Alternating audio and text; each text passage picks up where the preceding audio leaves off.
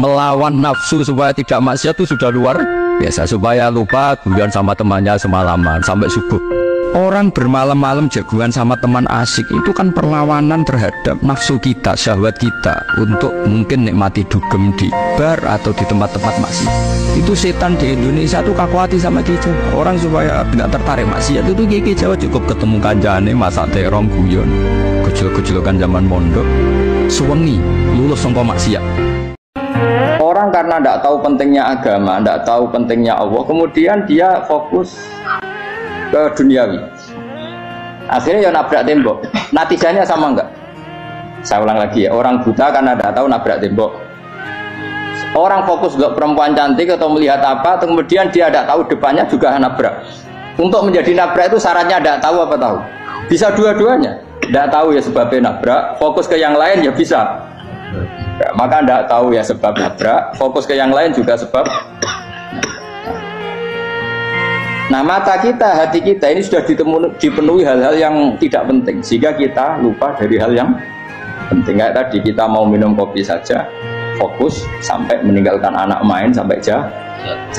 Berarti minum kopi sebenarnya tidak satu kebodohan, tapi ketika membiarkan anak kecil jatuh itu adalah kebodohan. Orang yang tidak iman pasti akhir perjalanannya jekso. Senajan toh ning dunia mereka ngelola dunia lebih baik ketimbang kita, kehidupan dunianya lebih baik ketimbang kita. Intinya kue aja sampai kalah dunia kalah akhirat. Awas kan, kalah dunia aja sampai sini wong. Kalah di dunia menang akhirat. Jebule kalah pisan. Innalillahi wa inna ilaihi raji'un. Kula piyambak berpendapat, ning zaman akhir sangune dadi wong muslim mukmin kudu syukur. Kudu enjoy nyaman. Paling enggak sampai menemukan halawatal iman, manisnya iman. Jadi sing sesuai dawuh Allah, qul bi fadlillahi wa bi rahmatihi fabidzalika falyafrahu.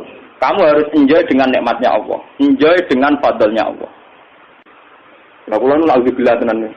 Muga-muga ditulis saleh waras.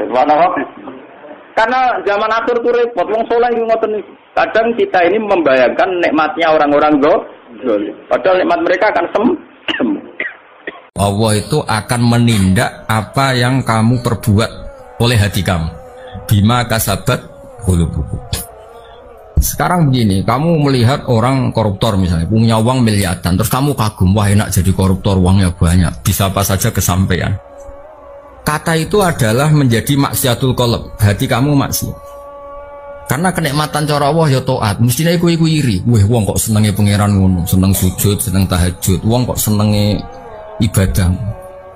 Nah, cara pandang Anda yang salah ini nanti juga dihisab karena kamu mensifati sesuatu yang dibenci Allah. Korupsi itu dibenci Allah, kamu sifati enak. Maksiat dibenci Allah, kamu sifati enak. Kalau kamu orang yang baik, sifati enak ya taat. Ya disebut walakinna wa habbaba ilaikumul iman wa zayyanahu fi qulubikum. Orang baik itu orang yang cara pandang ya baik. Ane saat ini sing ditektir sugih, sing ditektir di buruh, itu nak omongan sing hati-hati. Iku cobane setan. Kena sodako ki sodako, memang baik. Tapi ya wes, dokno pengiran titik. Sehingga sodako kita itu koyok cerita-ceritane wong soleh. Wa yutimuna ta'ama ala hubbihi miskinau wa yatimau wa asira. Innama nut'imukum liwajillahi la nuridu minkum jazaa'u wala syukura. Aku ngekei mangan krana Allah. Aku la nuridu minkum jazaan. Aku ya ora kepengin diwales, ya ora kepengin dimatur nuwuni wala syukura. Wong gak parek pangeran tenan, ape matur hajate matur Allah wae izin. Mergo liktifaihi krana ngalap cukup arif, ngalap cukup bimasyiati lan kersane Allah. Wong nak parek pangeran tenan, lopar lapor donga-donga iku izin.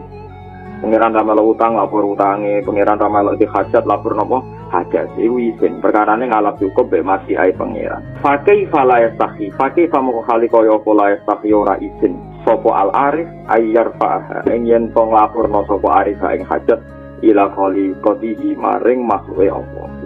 Dadi wong sing parek pangeran lapor kebutuhane ning Allah wae izin, apa meneh lapor ning apa makhluk. Jelas. Apain repot-repot. Jadi tukang sapu aja dapat gaji, ngopi, rokokan, selesai. Bodoh amat. Jadi rektor, mikir orang banyak. Banyak loh orang yang ingin jadi presiden tuh banyak. Karena ngopi nyaman, gak ada yang ganggu. Mau tidur sampai jam 9 siang juga gak ada yang ganggu. Sehingga mereka melihat pegawai negeri itu gak keren, orang kok diatur jam, disiplin. Itu memang cara Allah membagi rahmat. Mau kamu apakan coba? Cara syukurnya dia seperti itu. Termasuk kearifan kita sebagai manusia itu belajar dari takdir yang kita hadapi, yaitu keterbatasan kita sebagai manusia. Kita harus bisa ngelola kegagalan, terima kodok kodar. Makanya kata Mbah Mun, abahnya Gus Yasin itu sering cerita ke saya, iman itu paling dhuwur itu iman kodok kodar, khairihi wa syarrihi minallah. Kita harus punya kesiapan iman khairihi wa syarrihi minallah, bahwa segala kebaikan, segala syar itu sudah digariskan oleh Allah Ta'ala. Kita bisa apa sebagai manusia? Mergo nikmate Allah paling dhuwur yaiku kowe tau ora ana dadi wujud. Iki mau baru kae wujud sajen to kita kasuse akeh, masalah akeh.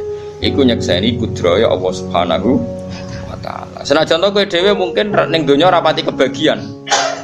Misalnya ana wong sugih didik miliatan, kowe dhuwitmu 5.000 delikno ning peci. Paling gak kowe ngerti Gusti, kok jenengan kuwasa tenan, kok wonten tiyang gadah harta wadah. Kondang tenan jenengan, sugih tenan. Oh, wong jenengan paringi gadah harta kathah. Lah jenengan kula nggih mboten sentimen, kok ngerti maslahate kula ora duwe dhuwit. Alhamdulillah, kowe iku hebat kena ngono wali tenan. Oh, tak daftar wali kena kelakuan ngono. Tapi aku gak yakin nak kowe ngono. Malah tak kok pengiran kene ora mlete, kadang mlarat mlete-mletene wong. Gusti, salah kula napa? Kok kula ora duwe wong ya duwe wong kok ora salah iku sapa? Sujud itu satu kelaziman menghamba kepada Allah. Normalnya seorang hamba itu ya sujud. Kemudian gara-gara kamu ingin masuk surga, terus logika kamu dibalik, gunanya apa saya sujud? Ternyata saya masuk neraka.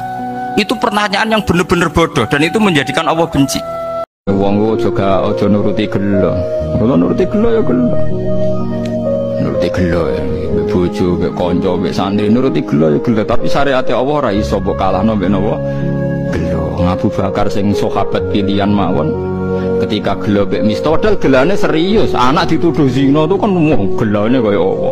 Padahal garwane Nabi wis anak garwane Nabi dituduh zina. Lah kowe terima kiai dituduh mangan di masjid kok gelo biasa.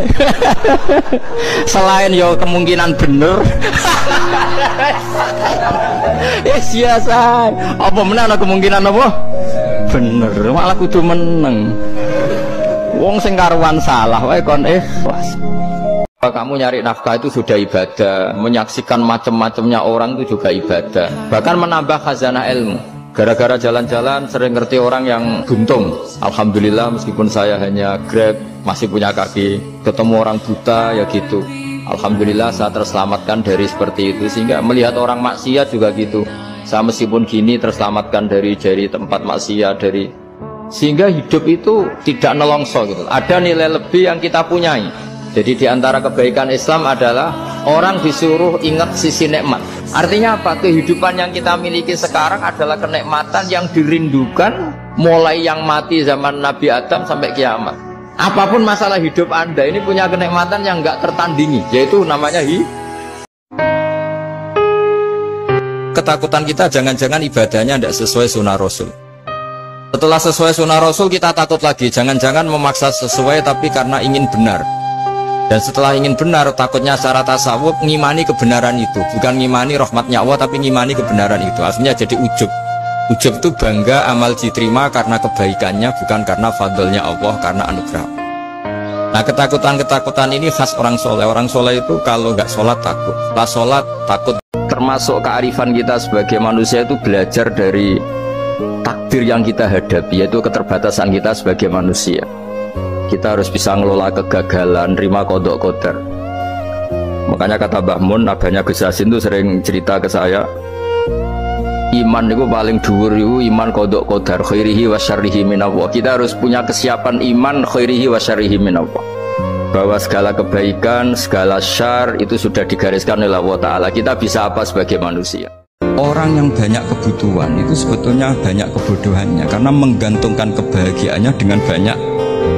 Makanya Imam Syafi'i ngendikan istighna itu apa? Al istighna anisya labi. Yang dikatakan kecukupan adalah berusaha sebanyak mungkin banyak hal tidak kamu butuhkan, bukan memenuhi semua kebutuhan kamu, karena nafsu kamu ini tidak ada batasnya gitu. Kalau kamu penuhin, kamu ngadepi zaman modern itu harus baca Quran. Quran itu diantara yang dipaparkan mimbaini farsi wadamil labanan kholison sa'ighal lisyaribin. Jadi Allah itu bisa mengelola sapi, itu kan makanannya rumput. Di tubuh sapi itu ada darah, ada kotoran, tapi sapi bisa melahirkan susu. Itu kata ulama-ulama, apapun rusaknya zaman, sebetulnya gesekan-gesekan di alam nyata ini ada kotoran, ada darah. Kalau kamu orang baik pasti tetap jadi labanan kholison. Tidak usah putus asa. Apapun zaman ini kita harus tetap jadi labanan kholison. Orang yang beribadah meskipun sedikit dan yakin bahwa itu peparingi Allah, minnah dari Allah, itu lebih baik ketimbang ibadah banyak plus merasa kurang. Di misalnya Mustafa sholat duhur gak marem, mungkin duhurku salah terus berbadiah kalau sholat meneh. Sing kula sholat duhur tok ora usah. Saking syukur kula, iku duhur kula mangkome. Yang nanti saya duhur kula perkarane ngene ku dene kelakuane jek ngene ku dene. Karena ketika diberi pangeran ora marem. Kurangnya, tapi kurangnya niat elek. Kayak pangeran polisi, ngono pangeran ra nampa kurang ini kurang. Pangeran ora diwatak ngoten. Enggak terlalu prosedur, beruang lu sujud niatnya apik yo. Jangan sampai alasan-alasan yang bersifat materialistik itu yang menjadikan kita mencintai istri karena cantik, mencintai suami karena hasilnya besar. Suatu saat kalau itu berubah, kita akan masalah. Di sini agama menyarankan ikhlas, ikhlas, ikhlas.